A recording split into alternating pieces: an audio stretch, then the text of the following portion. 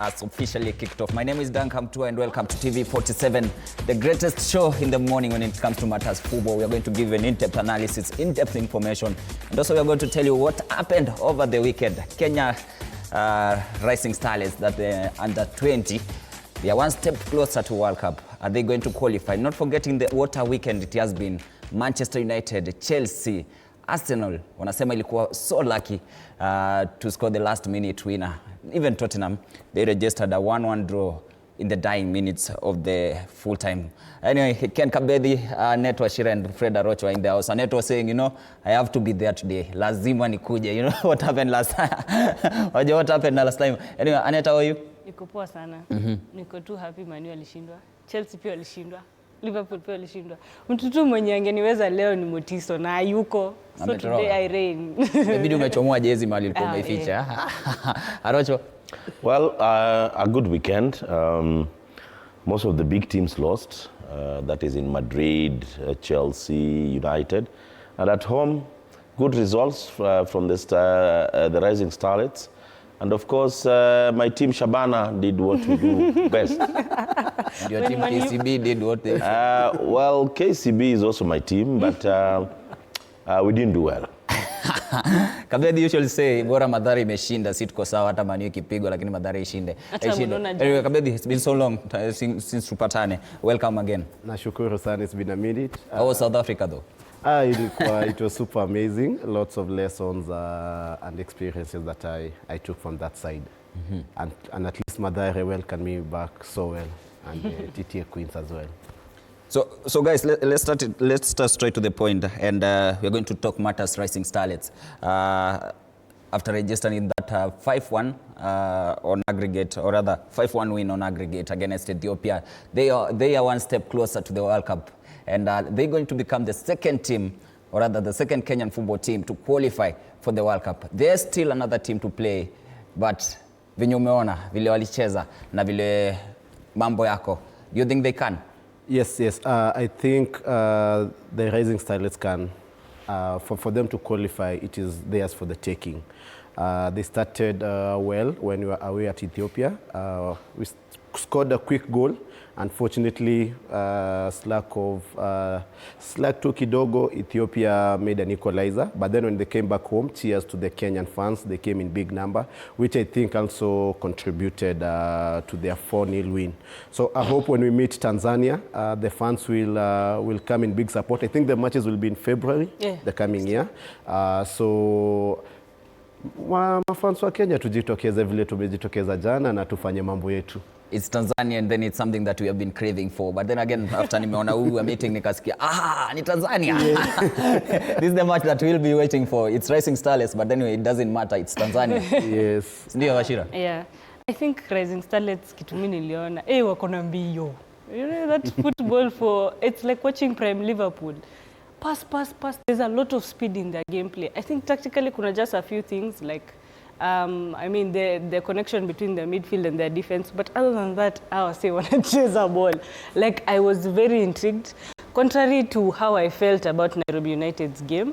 But Rising Starlets, I think they're meeting Tanzania and then one final game, and it's good to remember Tanzania beat Gabon, I think 7-0 if I'm not wrong. Yeah. So Tanzania is a very formidable opponent, but nayo squad tuko nayo also.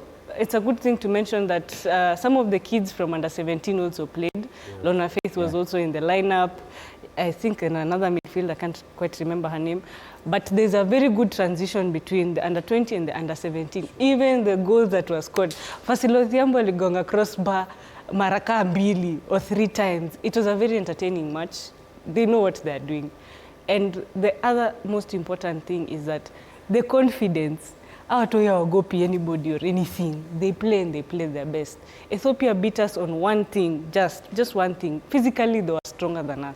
But other than that, tulikuwa the better team. We were better than Technically, even the scoreline will tell you.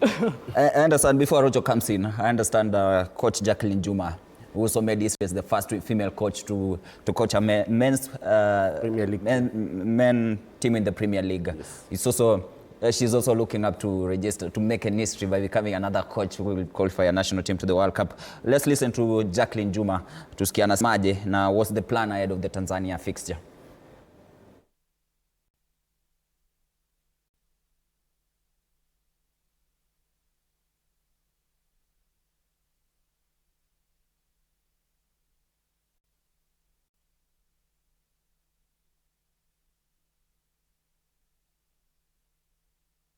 Unexpect win juu away kulikuwa flood kidogo katulemea, but home nilikuwa na hiyo, si mimi peke yangu, makocha hadi player wangu walikuwa na hiyo moral, tunaenda kula hii team.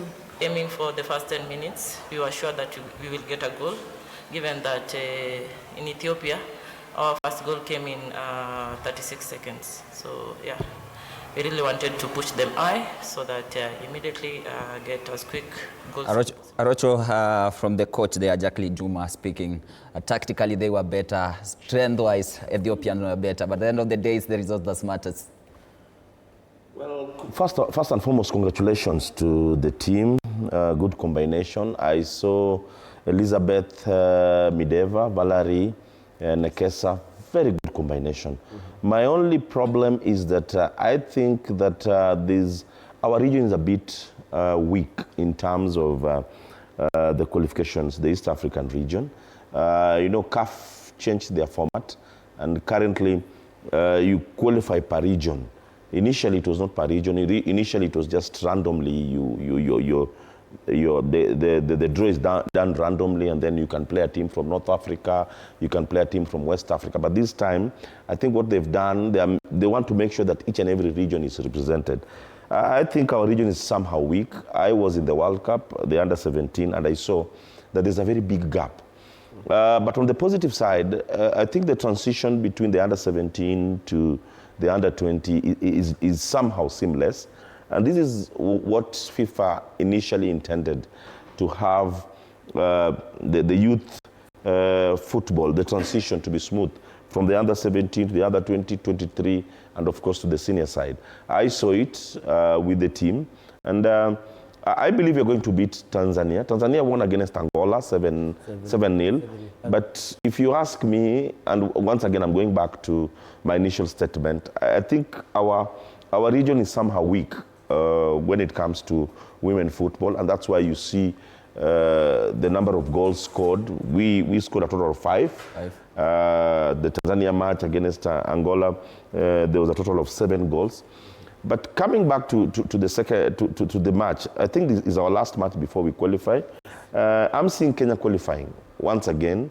We're going to play in Poland, but we need to up our game because the way we performed in the under-17 World Cup, yes, it was our first time, but we need to not only qualify, we need to start giving good results in the World Cup. But I'm not taking away the good results from the ladies. Congratulations, a good job, well done. See you, Tanzania. Anyway, speaking of women football, Coach Beldin Odemba parted ways with the police. No one saw that coming. You didn't see it coming. You didn't see it. I saw it coming. I saw it coming. Unfortunately, the world that we are in as coaches is it's much more result-oriented. Especially when you're in a team where you are given everything that you need or you ask for, and then the results do not come, then the sacking is the next, most likely the next thing to come. It's unfortunate to see her leave, but whatever they agreed with the team, again, they said it's on mutual consent, so whatever they agreed with the team, unfortunately, that is the life of a coach, and personally, I wish her all the best in whatever role she takes after police. Great season in the Kenya Police Bullets. Ulikuwa unexpect ikuje?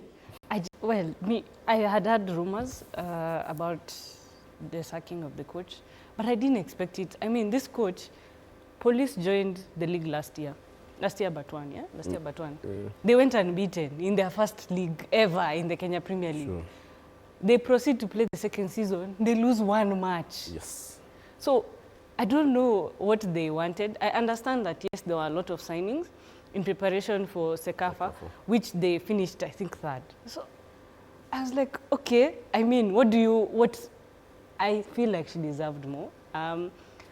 Also, Vijago takes on the team from Kibera Girls Soccer, and I don't... But he's not, I'm not saying anything. I'm just saying how... Understand what... I've not said anything. I've not said anything. I'm just saying, she's mincing her words. Because I've been coached under those 2 coaches. And so for me, from a player perspective, I would say Coach Beldin has done a ridiculously That was fantastic 5 years job. ago. Football has changed. Amen. Well, she's just mincing her words. I think we have a problem with, in terms of coaches in this country, we have a problem with man management. When you talk to these players, you'll realize that there are issues. Even in the national team. The other day, there were rumors that she had stepped down, and then she came back. I think our coaches, you being one of them, need to know how to handle players. Because, you know, when you're handling players, more so in the national team, where you have players from various other clubs, players who play elsewhere, you really need to know how to bring them together and bring that cohesion within them. I think that's what has done Beldin in. I think she didn't know really how to handle a dressing room. That pushed the management of police to make that decision. But even the fact that she had everything for Sekafa, there's no excuse for police to have not won that trophy. Police was well prepared. Police had all the players that they needed. I believe it was one. For police to win the league, it was not an achievement as such, because police has a galaxy of stars in that team. Just mention any player, apart from the players who are playing at KDF, police has the best. So when you have the best, you need to give the best, you need to give results.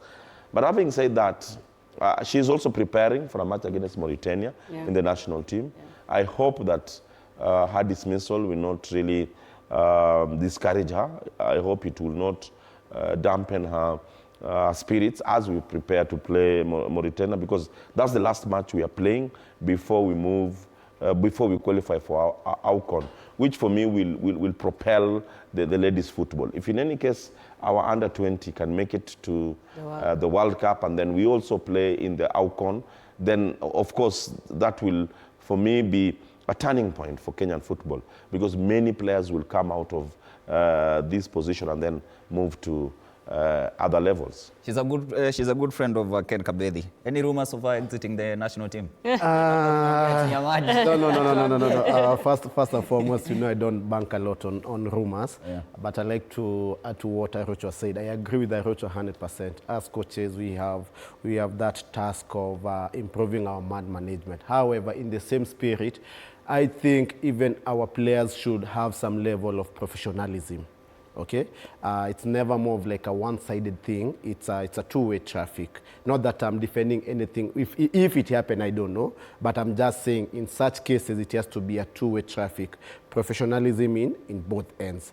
But then, if you ask me how I support Annette in the comparison of the two coaches, I honestly think, as much as Coach Belny did not achieve Sekafa, as much as maybe there are those rumors of poor man management, I think she's the best coach for that role at police, still at the moment.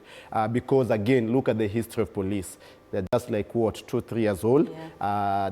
How many times have been in Sekafa? They finished second runners-up. Also, they finished because of a penalty shootout. Yes, you see. So, and again, you cannot, I keep on saying, you cannot buy success. Yes. You build up to it. Arocho, okay. Look at what Nani did with the police. They're being, Kibra Soccer. They're being diplomatic. We are trying to be nice. You know, me, nice. the problem with me, I'm normally very blunt. Yeah. And that's why I have problems with many people. I don't mind.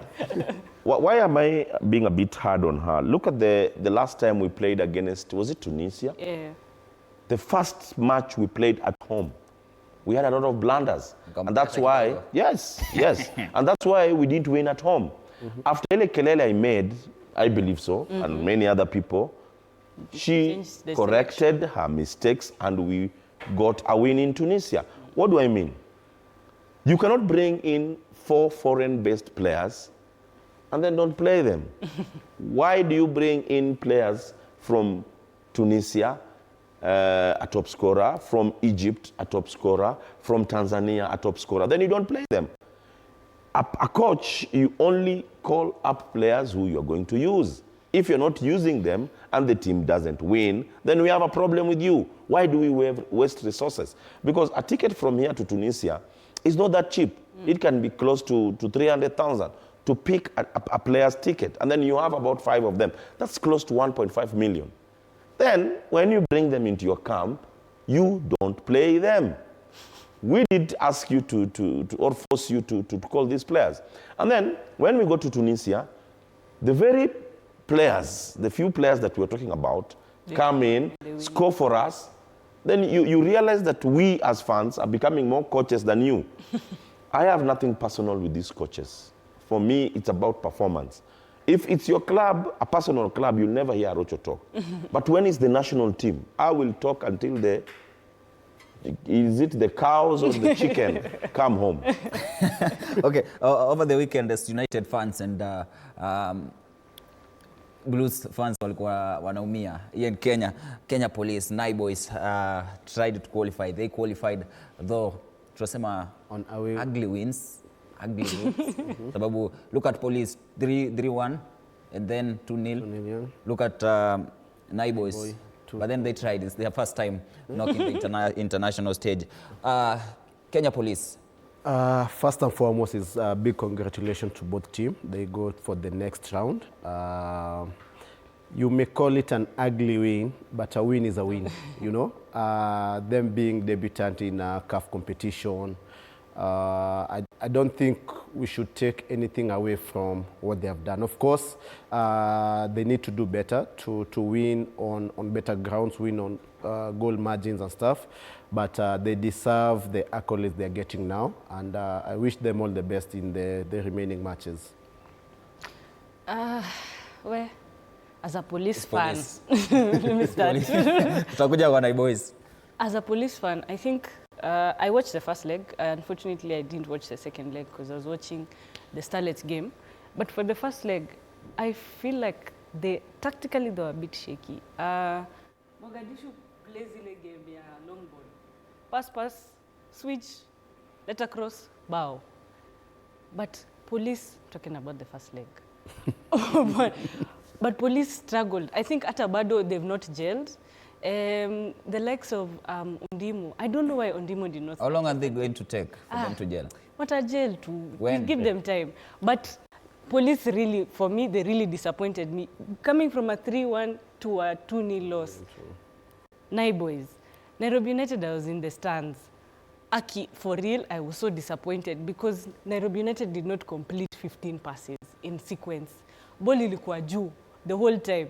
But anyway, I will not take anything away from them. Omala scored the winning goal. The drawing goal for the game against NEC. But hey, they've brought in a lot of new players. So there's no Awajajel.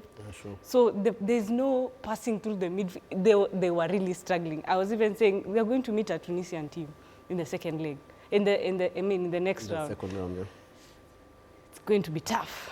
Arocho Kenya Police. Anasema wajajel. How long are they going to let me start with the Kenya Premier League champions. Let me start with Boys because I'm going to throw stones at police. Start with Boys. I was so disappointed with police. Now I'm going to talk about Boys. For Boys, I'm seeing a D-Link. Boys are currently under Nicholas Muyoti. Yes. But when they are on the pitch, they are under Salim Ali. For me, there's a D-Link, a very big D-Link, and that's perhaps why the team is... Two different coaches in one team. Well, in this sense, because Muyoti doesn't have the CAF A license, so he cannot be on the bench. Unfortunately, that's happening. For me, that's why perhaps we are not seeing the Nairobi United that we saw, for example, when they were playing Gor Mahia in the finals. Yes. So that, for me, is a D-Link. And such a D-Link at times brings issues because CAF has their regulations. If you don't have a CAF A, you cannot sit on the bench. How are we talking about police losing against a team from Somali? Well, you know, at times it pains me to talk about certain things. And Anet is trying to sugarcoat it. Somali is a war-torn country. They don't even play there is no security in Somali. People are playing football while hiding behind bunkers, and then they come and beat our champions. At home. And then we sit here trying to sugarcoat. It's a disgrace. Ugly win. Police FC performed dismally yesterday. Why am I saying so? Once again, when was the last time you heard about a league in Somalia? They have a league. They have a an league. active. Regardless of whatever you call it, Even They have a worse. league guys, with Kenyan players they are having a league with They're Kenyan being played players. where? Being played where? in Somalia. In Somalia. In a tanker. No, you will Kenyan say players that. are No. playing The that point league. I'm trying to bring, guys. But even Where are they Kenya's going game, there, though? actually Guys, police home you know- game could not be played in their home. You know, yeah, now that's Kenyan where. players are going to That's play my them. point. Their league. Couldn't But the have reason we wouldn't itself. played is because of the You people stadium. spoke No. in silence. I've said No, security. you spoke in silence. Let me finish my point. The fact that Somali could not host their match in Somalia, for me, is a statement. We cannot lose against a team that has no security. You know, football is played where there is security and there is tranquility. You lose against a team from Somalia, and tunakaa hapa tunajaribu kupaka-paka, and yet we are calling you know us that they're playing those Sudan. our champions. No, Sudan is slightly better because, you know, Sudan, even in the ranking of CAF, they're slightly better. Somalia is, you know, when you talk about a failed state, with lack of a better word, Somalia is a description of a failed state. And hapa tumekaa, discuss our champions losing against Somali. Jamani, let's get serious. Let's get serious when we're discussing such issues. It was a disgrace. We won, yes, but guys, we have to up our game. Hakuna vile tunaweza discuss na Somalia. Look at what Tanzanians are doing. Winning left, right, and center. Sisi bado tunaongea Somalia. The next thing we'll start discussing Eritrea here. Surely, guys, tutoke hapo bana. So what's the problem, Arocho? My problem, okay, for police, I think Sababu amesema yeye ni jailing. she might be right because they're brought in new players, but that one is not an excuse at an international stage. It's not an excuse because you had time to prepare. I hope that they're going to put the acts together and perform well against the team from Sudan. For Nai boys, good job. This is their first time. And once again, I talked about the D-Link. When you have a coach who is handicapped, a very good coach in Nicholas Muyoti, but the regulations, and I hope. And this is why I had a problem with the previous regime. There is no way Muyoti doesn't have a Class A, and yet his student is called assistant coach for Kariobangi Sharks. He is a Class A graduate, guys. Unajua hii boli yetu tumeiweka mpaka sasa it becomes a joke. You understand? I'm your coach at FC Leopards. Within 3 or 4 years, you have a Class A. Me, I'm a senior coach who's been quite seasoned in the league, senior A, because of political issues. Let's get serious. Wacha tusikize coach alisemaje after the match. Can they go all the way to or rather, can they book a slot in the group stage? It's one step ahead. Can they do it? Tusikize coach.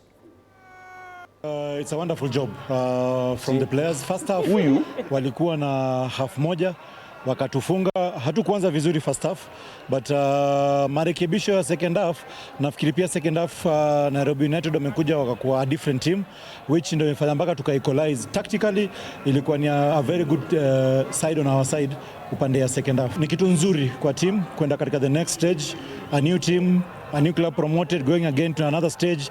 Inamaanisha kuna umoja fulani upande ya timu. Ukiangalia masupporters wetu wamekuja leo kwa wingi. Nafikiri pia the 12th man wametupatia pia nguvu upande ya second half sana kutusukuma. Stage next tutaiplania. Kitu ya kwanza ni tunaomba pia ligi tunaanza wiki ijao.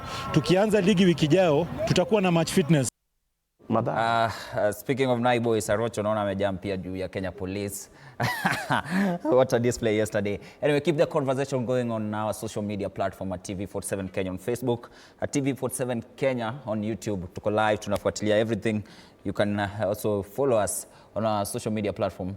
My name is Duncan Mtua, Askof on Facebook. Keep the conversation going. Remember, we're also having the question of the day. Can Racing Stars go can Racing Stars, that's the Kenya under-20 women team, go the way to book a slot in the World Cup? They are playing against Tanzania next year in February.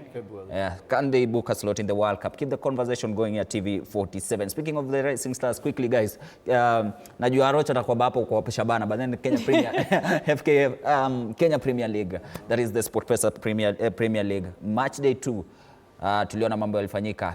Shabana wakaelekea kule Mombasa. They did what they did, defeated Bandari. What's happening with Bandari? Kila season I usually hope that Bandari can another jokers. Another jokers.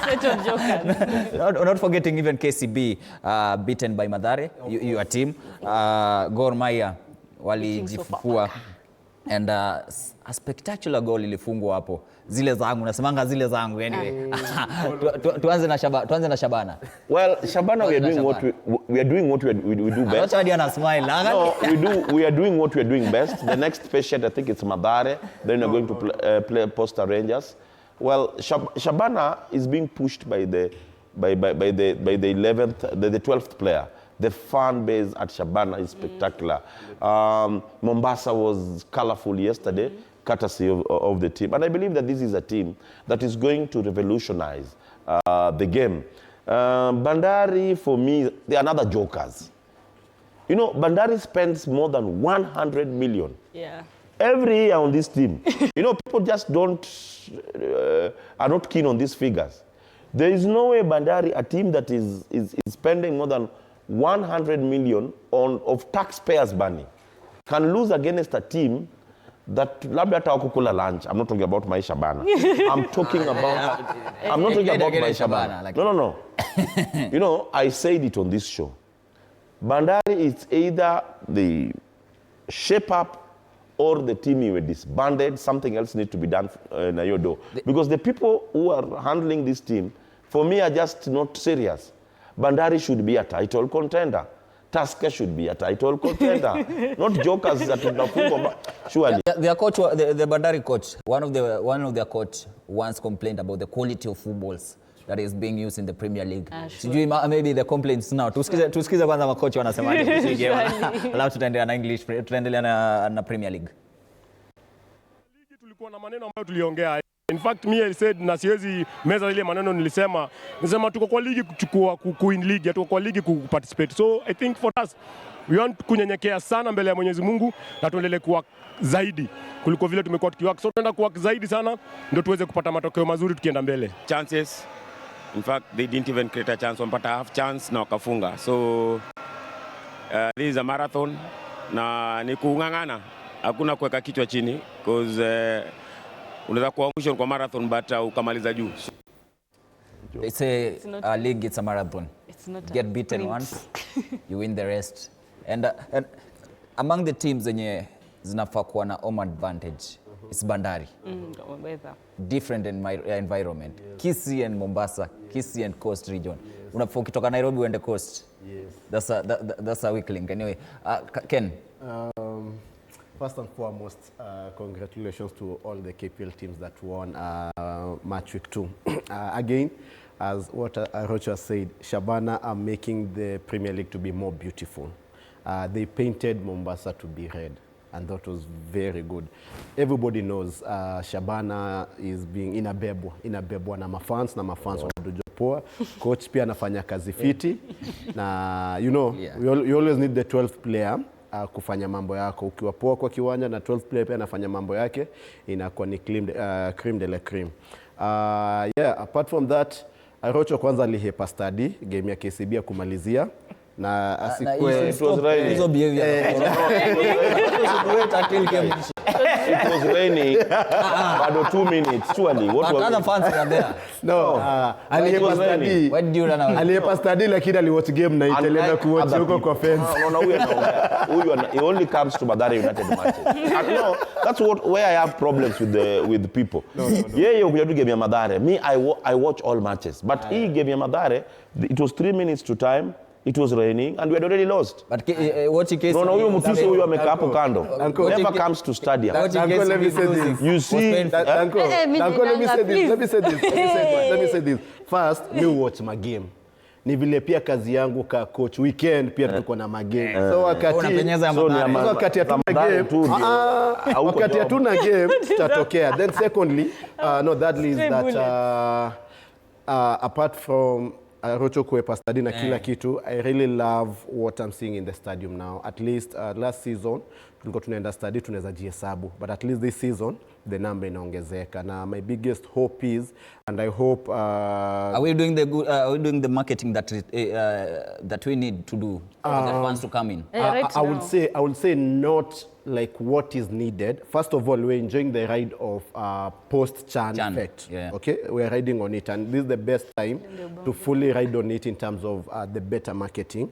Like example, like vile Rocho amesema, kulinyesha. I'm 100% sure kuna watu walikujia game ya Mathare, hiyo mvua wakasema, mimi na Premier League tena uongo. Tunakuja stadi, usipojibebea kiti yako ni edo simame. So I hope that is one thing that wanaweza jaribu kuifanya kuwe better. Tufanye juu mse kukuja stadium si kuwatch tu team peke yake. It is the experience. You know, the feel I get nikikuja kuwatch ma game. Mtu kama mimi naweza enda game ya Mathare nisimame hata 2 hours sina shida. But kuna kufanya watu wakuje kwa study ina need a lot of intentional marketing na implementation. Za vitu ndogo ndogo za kufanya feel kuwe tamu sana. Speaking of on KCB against Mathare. The goal scored, that's what we want to talk about. Amazing. Keeper, the ball was short. Keeper anajaribu kuingia. You know, he's trying to, usually you punch the ball away. But akaingia na ball ndani ya post. But anyway, this is football, these things happen. Unfortunately for KCB. I thought KCB would be title contenders, but I'm starting to see their gap. It's only one match. No, I'm not saying, I've just said, I'm seeing their gaps. Yeah, I'm seeing the gaps. We have one of the Mathare United former stars. Legend. Mutiso. Ameamua nakuja time tunaongelea Mathare. Yeye ameamua nakuja time tunaongelea naingia kama bosi. Mutiso, karibu lakini. Mathare United against KCB tumeanza na banta hapa na pale wakabishana huyo akuje hivi na hivi. Mathare United, you can even unaweza guzia pia Shabana kidogo alafu na uingie Mathare. Well, let me start with Shabana. I loved what they did in Mombasa. I mean, that town was brought to a standstill because of the team in red. And unfortunately, they traveled all the way to go and stand watching the game full 90 against Bandari, of which I believe, if I can attest to what Arocho has said, it's a disgrace to what Bandari is doing. I mean, that Mbaraki Stadium, ever since I was playing football, I mean, I started going to Mbaraki Stadium 20 years ago, and the stadium is still the same. No terraces, no where players can sit unless you go with your chair. You'll be standing the whole 90 minutes. And it's unfortunate that you come all the way from Kisii to Mombasa to go and stand for a full 90 minutes. It was quite unfortunate, but they picked up the 3 points. Kudos to Shabana. Right now, they're leading the log. They after beating up APS Bomet 4 goals to 2. And then the game against the game for Mathare United versus KCB, I thought really after KCB won their match against Tusker, they will go on and beat Mathare United, because I saw Mathare United game versus Posta Rangers, and Mathare United were not quite there yet. It's like they were still reeling from the pre-season. The players are still trying to gel, and they tried to win that game, but Posta Rangers were too strong for this Mathare United side, and I thought KCB will be buoyed by their win against Tusker. But then again, they lost that game 1-0. It was a good display of football. I saw that game online. Rocho, I don't know why he's saying that I don't go to stadiums. And we were together with him, Mathare United, Posta Rangers match versus Mathare United, together with Coach Kabethi. We saw a very good display of football. Where these are two Mathare jokers. They only come when Mathare is playing. And that, for me, I'm trying to urge them.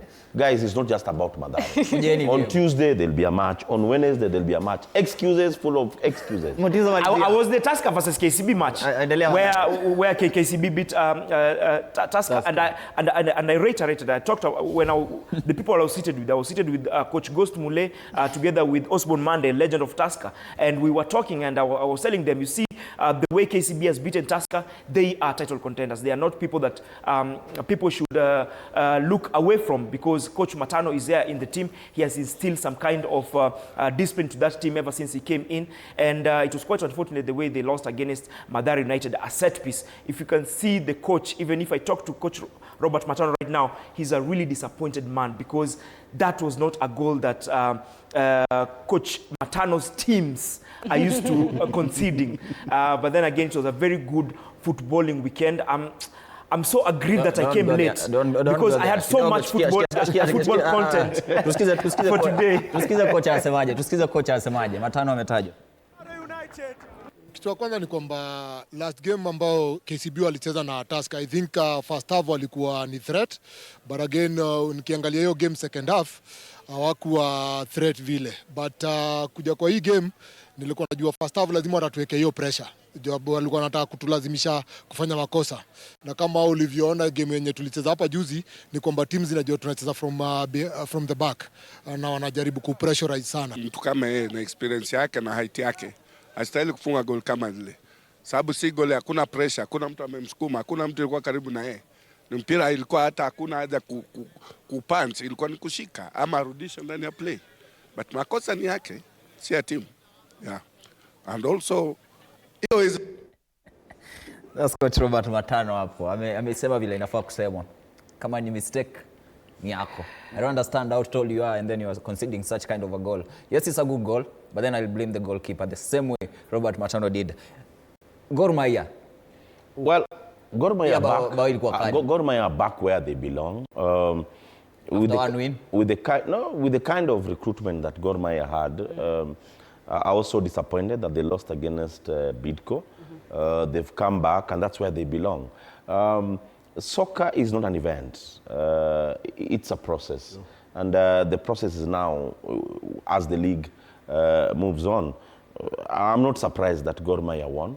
I believe that it's one of the contenders. Going by the way they signed, the caliber of players that are currently at Gor Mahia are top players. So for me, that was obvious.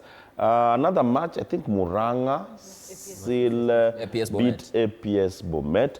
APS Bomet, they need to, I think they're being welcomed into the league. They came with a lot of pomp and color. I believe that their fan base will help propel them back to winning ways, because they have a very good support down there in Bomet. But all in all, it's good that the league is back. I hope that the national team, I think we are playing within the FIFA week. Yeah. We are going to play against Burundi. I think Burundi have now, their stadium is now ready, so we are going to play in Burundi. I believe that these are the matches that are going to help the coach. And I hope that he's going to play most of the players. For me, because we are not in contention for the World Cup 2026, we should play most of the home-based players because they performed so well during CHAN. Let's give them more opportunity. Wale ambao wako nje, 1 or 2, but the rest home-based. Gor Mahia, Rocha amesema wamerudi mahali wanafaa kuwa. Yes. And watu siku hizi wanaita Accra headquarters, so Ghana United. Ghana United. Oh, anyway, it's how.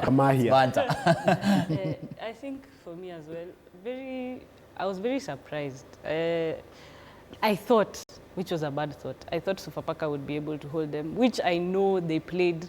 Sofapaka played really well, but with this new Ghanaian, I think the Ghanaian striker, people tuliongea vibaya kwa socials about this guy, but he's come game after game and he's proven to us that he can play and play exceptionally well. His awareness on the field, if you look at the second goal that was scored, Omsa alikuwa like 5 meters away from the half line. Akaona kipa amesimama tu nje, he loops the ball over, goal. Hata nashuku Gor Mahia washamtengenezea bana, you know? And then also Gor Mahia wanabebwa sana na fans. I love that. I love that football is progressing. Is progressing positively. That sasa stadiums inajaa. It's not only Gor Mahia now, also Shabana.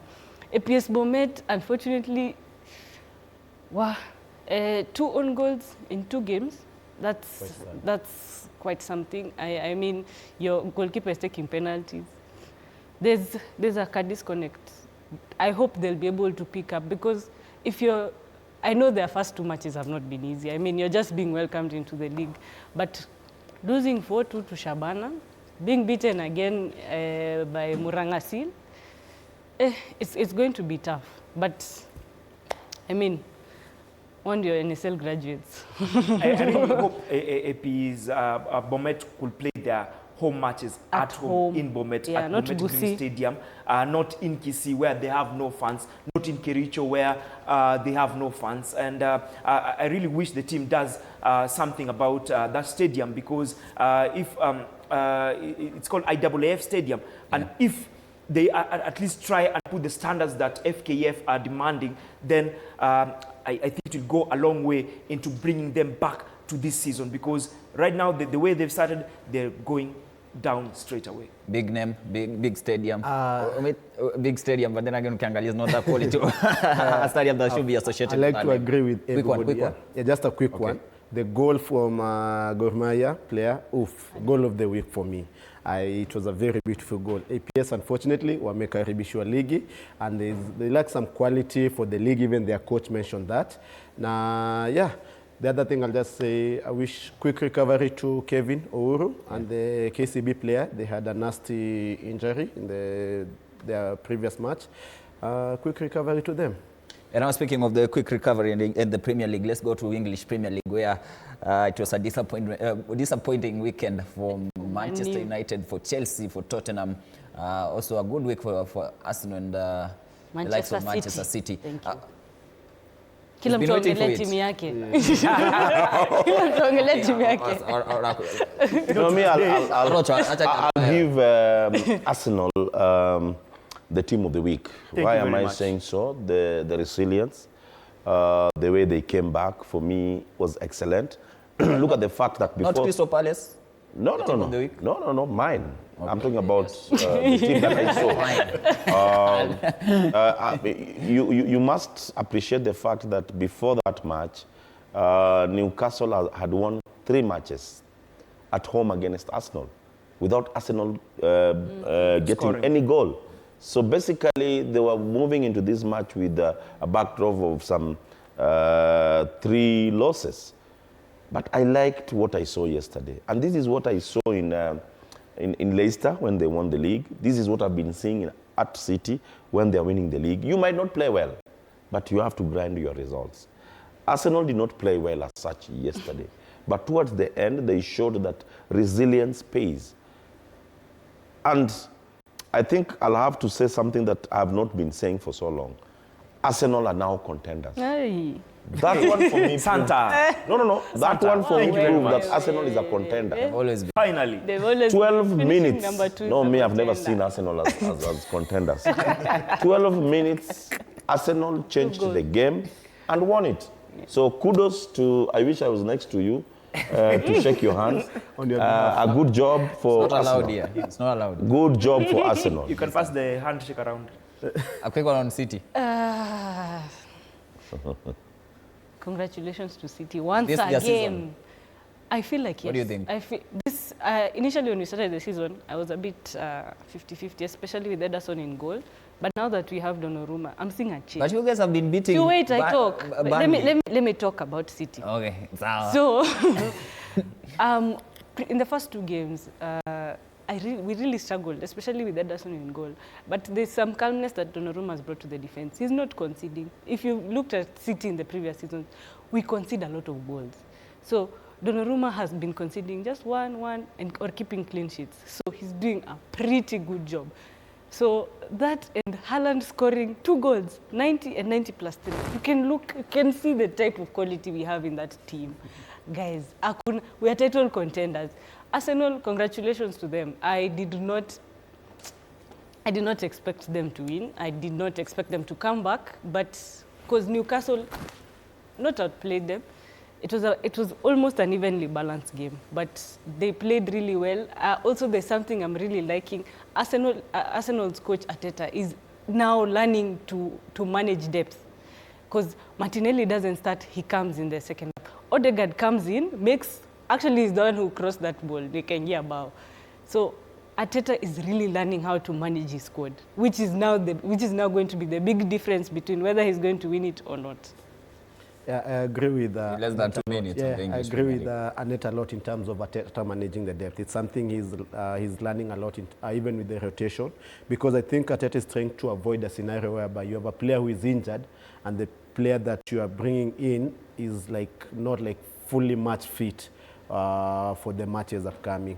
But yet again, this is the Elephant Season 3, Episode 6. I'm going to see.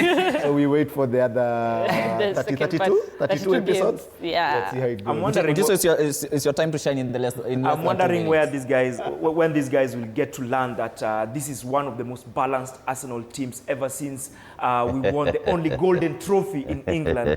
And right now we have depth. We can see in that game, Arteta changed his formation couple of times. He went on a 4-2-3-1. We've been playing in a 4-3-3 system since he came in. And at the end of the game, we were playing in a 2-1-7 formation. And that's how we won that match. Right now, we can have different variations. We have depth in the team. This season is a season where it's a make or break for Mikel Arteta. And we will really have no excuses if we don't win at least 2 trophies this season. It's a make or break season for Mikel Arteta. He definitely has to win this season. He has been given everything that just Harambee Stars were given during CHAN, and right now it's all about performing on the pitch. I'd like to disagree with Arocho. Say which 2 trophies? Say the trophies. The Premier League and Champions League. Hey. I'd like to disagree with Arocho. He's saying that we not played well. We played well. We dominated that game, just like we dominated versus Man City. If we go to the numbers, we were all over this Newcastle side. So this season is for Arsenal, and the next 5 matches, 4 of them are at home. We will definitely get maximum points. And the next time we are playing a top 6 team, bar Chelsea and Tottenham, it will be in January. So right now, all these matches that we'll be playing, it will be a smooth running for Arsenal. Should ask Liverpool what they saw yesterday on Saturday. Arocho atufungie sababu tunaambiwa tumalize. Tufungie tu kwa haraka. Well, a lovely week. I hope that starting with the panelists, let's come to the stadium. We can no. You know, the stadium, Kenya stadiums. Watu wanakuja kama 100, you'll see everybody. So you cannot, where? He said so well that weekends he has other matches. Hey. We're having a match on Tuesday, on Wednesday. I want to see your faces. They only come to Madare United game. Anyway, just a message from the Monday Blitz crew. Our sister is not with us, our teammate and our member, the Monday Blitz member, that is Katela Maisi. She lost big brother. And just a message to you, during these full moments, we are with you. Just stay strong. From here, the Monday Blitz, my name is Duncan Tua, Fred Arocho, Annette Washira, Ken Kabedi, and Innocent Mutiso. Innocent Mutiso, next time, kuja mapema pia. Have yourself a good day and a great weekend ahead. Bye.